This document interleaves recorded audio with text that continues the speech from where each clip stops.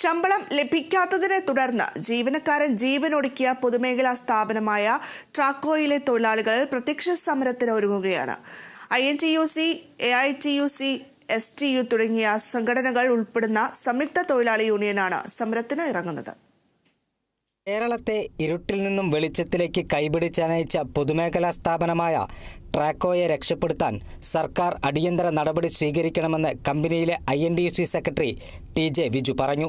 തീർച്ചയായിട്ടും സർക്കാർ ഈ കാര്യത്തെക്കുറിച്ച് വളരെ നല്ല രീതിയിലുള്ളൊരു തീരുമാനത്തിലേക്ക് എത്തണം. കാരണം ഇതൊരു 964 തുടങ്ങിയൊരു കമ്പനിയാണ്. 964 തുടങ്ങി കഴിയുമ്പോൾ ഇത് സെക്കൻഡ് ജനറേഷൻ കഴിഞ്ഞപ്പോൾ ഒരു തേർഡ് ജനറേഷനിലേക്കും കൂടി ഈ കമ്പനി കൈമാറേണ്ടതാണ്. അപ്പോൾ ഇത് നല്ല നിലയിൽ പ്രവർത്തിക്കാൻ എല്ലാവിധ ഭൗതിക സൗകര്യങ്ങളും ഉള്ളൊരു സ്ഥാപനമാണ്. ഈ സ്ഥാപനത്തിനെ മനഃപൂർവ്വം ഇത് ഇഞ്ചിഞ്ചായി ഇല്ലാണ്ടാക്കിക്കൊണ്ടിരിക്കുന്നത് സർക്കാരിൻ്റെ ഒരു പിടിപ്പുകേട് കൊണ്ട് തന്നെയാണ്. വ്യവസായ വകുപ്പ് കാര്യക്ഷമമായി ഇടപെട്ടാൽ കമ്പനിയിലെ പ്രശ്നങ്ങൾ തീർക്കാൻ കഴിയുമെന്ന് അദ്ദേഹം രൂപയുടെ പോലും നമുക്കൊരു പ്രൊഡക്ഷൻ എടുക്കാനായിട്ട് നമ്മളിങ്ങോട്ട് സാധിച്ചിട്ടില്ല. പൊതുമേഖലാ സ്ഥാപനങ്ങൾ ലാഭത്തിലാക്കാൻ അശ്രാന്ത പരിശ്രമം നടത്തുകയാണെന്ന് സർക്കാർ അവകാശപ്പെടുമ്പോഴാണ് ട്രാക്കോയ്ക്ക് ഈ ദുർഗതി.